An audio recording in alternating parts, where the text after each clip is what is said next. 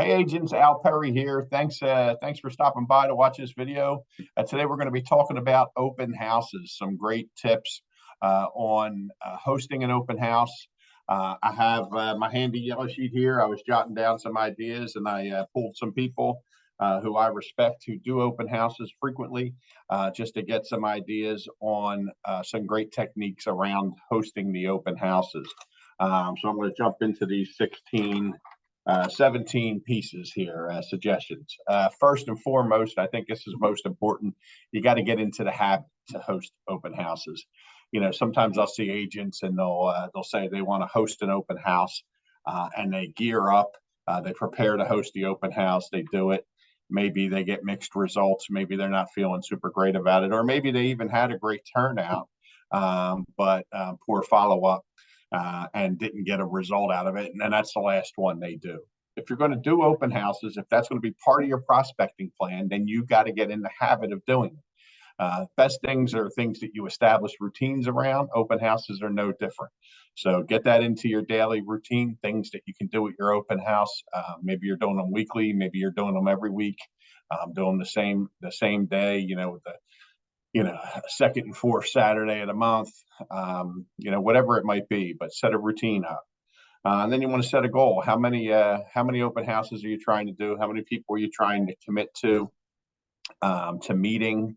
How many leads are you trying to do? I think measuring that stuff, setting a goal for the number of contacts that you'll make is really powerful because it'll force you to get outside of your comfort zone. Sometimes people just show up to open houses from an agent perspective, and they host the open house and they expect people to turn out. Really, the best way to get a great turnout at an open house is to do some prospecting around it in advance. So we'll get into that later. You may think that you have to have listings, you have to have your own inventory to host open houses. That is not the case. You can certainly host your own open houses if you have listing inventory to support it. But if you're an agent, you don't have much listing inventory, partner up with other agents in your office. Talk to folks in your company who needs help with open houses. Reach out to them if there's an interesting listing that you see in your office inventory right now. Most real estate agents who have relationships with the seller as a listing agent really appreciate other agents doing open houses for them. It's a great point of service for us with our sellers. So I don't know many agents around that would say no to another agent who might be open to hosting an open house, because I think from a listing agent perspective, that earns you credibility with your seller to say, hey, we're holding the house open again this weekend. So don't be afraid to tap into other agents. Fourth suggestion, pick an area. Sometimes we do our prospecting by shotgun prospecting, where we're all over the place. If there's an area of the city you like, or an area of the city or suburbs that you'd love to grow your business in, envision yourself growing that business in. Then if that area is downtown in the city, whenever there's a listing downtown in the city in your office, reach out to that agent and say, hey, look, that's a listing I'd like to hold open. And it doesn't have to be the real polished house to hold open. Sometimes, obviously beautifully staged home and gorgeous homes are great options for open houses, but sometimes a house that's a fixer-upper can be a wonderful open house because it's going to attract a lot of people because of its lower price point. Remember, the goal here is to meet people. You want to expand your circle of influence. I mean, sure, you'd love to sell the house at the open house, but that's not a necessity. The necessity here is to meet more people, to build out your database, to enter them into your CRM. So I'll get to CRM in a little bit as well. After you pick an area, that's the area you want to really host. I mean, you can go outside that area to host open houses, but really be a beast inside that area, because you'll start to see a multiplier effect impact on your prospecting. Advertise to let us know. If you're with our company here, just let us know. We'll plug your open house into our system. It'll get published out to all the major consumer-facing databases with our inventory. We also have an invite the neighbors. That's the next piece here. When you're advertising, you want to get out and invite the neighbors. We also do an email prospecting campaign that we do with our team behind. So the agent doesn't have to do this. It's something we do as a point of service for our agents. Let us know when you're holding the open house and the address of the open house, and we'll go into a few block radius around the property and make sure email invitations get sent out to all the neighbors. So that's a piece there. You want to think about holding a virtual open house.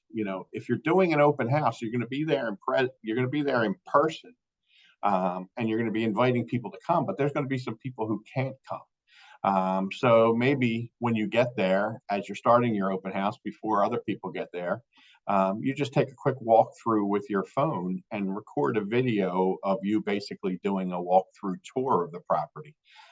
If you're comfortable with it, you can go on Facebook Live and do that, and then it'll be archived there.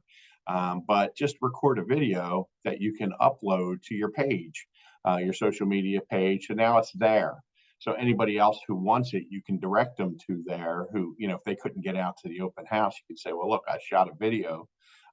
Let me share that with you. So think about that virtual, because now that's something that you'll have moving forward as well. 2, 3, 4 days later, a week later, someone reaches out to you. You say, hey, let me send you out a video.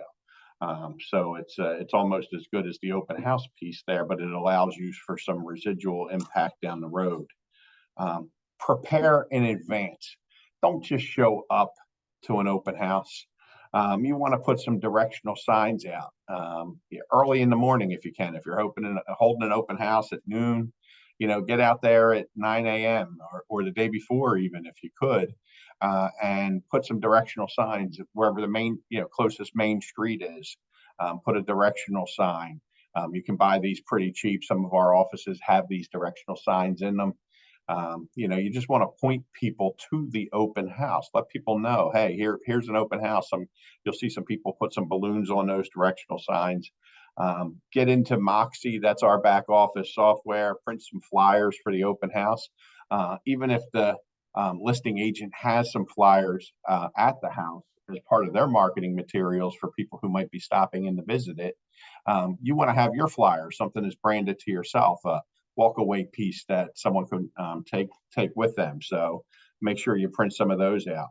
Have a QR code set up so that there could be more information that people can get to. So if I'm a buyer who's visiting or a prospect who's visiting, I could just scan this QR code that's at the sign-in desk, let's say, and I can get more info on the property. I mentioned sign-in desk. You want to have a sign-in sheet. We have sign-in sheets that are available. You could even do a yellow pad if you want, and let the people know who are visiting. The owner of the property has requested that any of the visitors sign in. Simple as that.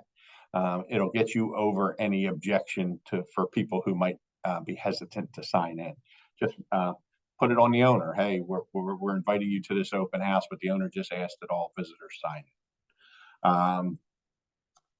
Remind the seller to clean up and declutter, and importantly, put their valuables away. If the property is a lived-in home, you don't want to have valuables out on the for people to walk away with. So make sure we give them a heads up.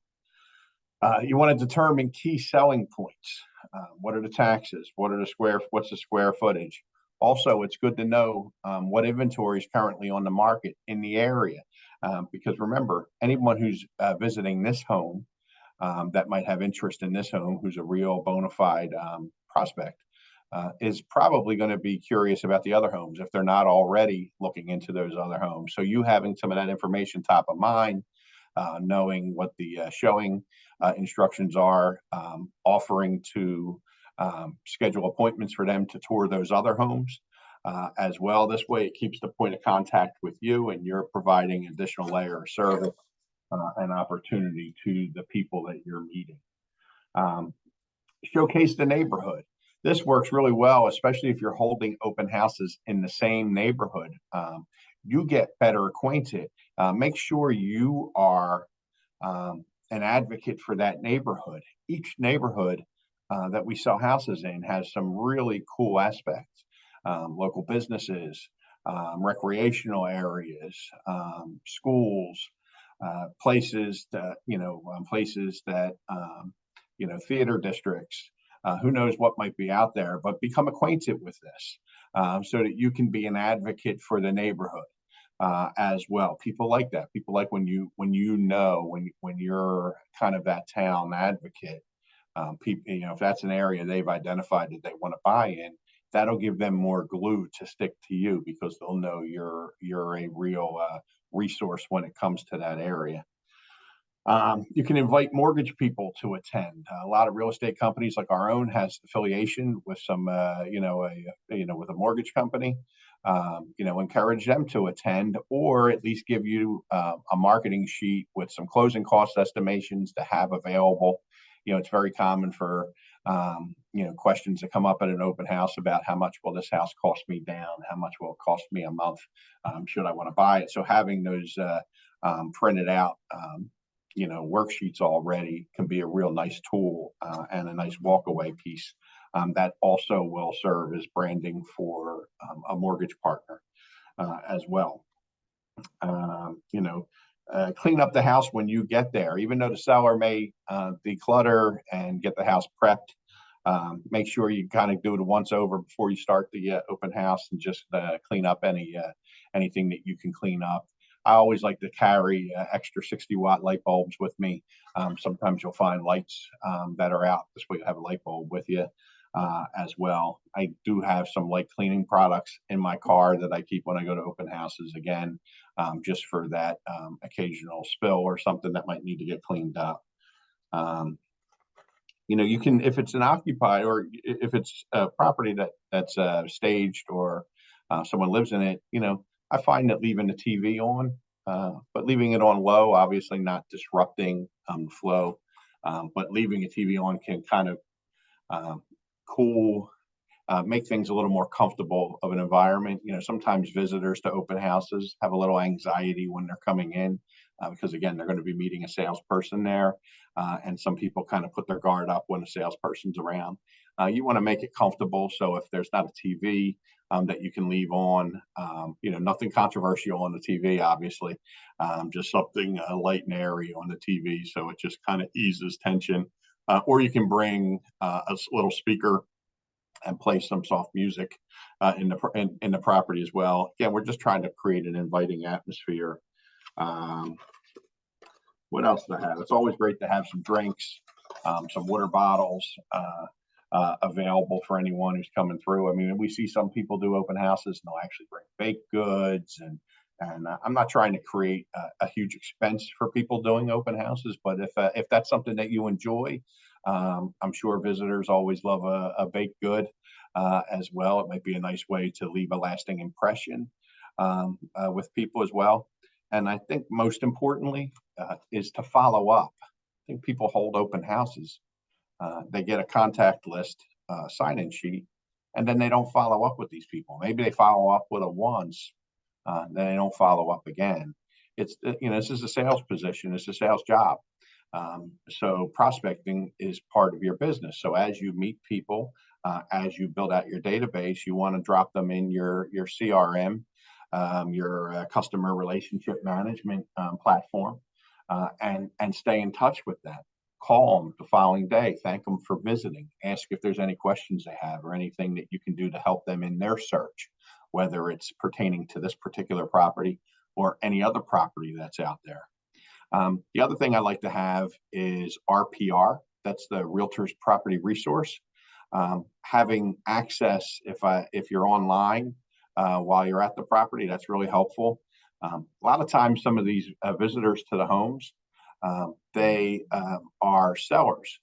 They might have another house. They got equity tied up in another home they have to sell, or their neighbors down the street who are curious what this house looks like because they know in 3 or 4 months they're thinking about selling their home. So they don't always walk in with a big bell on saying, "Hey, I'm a seller." But you got to do some probing to find out if they are. One great way to probe is to offer RPR, Realtors Property Resource, will offer seller reports on a property. And it's great if you can schedule an appointment and offer them a free marketing analysis. That'll get you a one-on-one appointment with them. That would be wonderful if you can do that, offer that as a free service to them or a value add service to them. But just to get to that point, sometimes you say, hey, I have a marketing report. I have a seller's property report we offer to anyone who'd be interested in learning more. It's an evaluation tool for the property. Again, it helps if I can get a visit to the home, but it'll give you evaluation even without a visit. If you just give me your address, give me some contact information, your email address, I can email you over this report. And if you're online there, you can actually do it right there for them and email it to them. It's in their inbox before they leave the property. It's not a real hard part report to generate. So keep that in your back pocket as well and offer that out to people. So keep doing those open houses, get out there, be habitual with it, make it part of your routine, and let us know what we can do to help. Always here to give an encouraging hand. Thanks. Have a great day. Thanks for watching.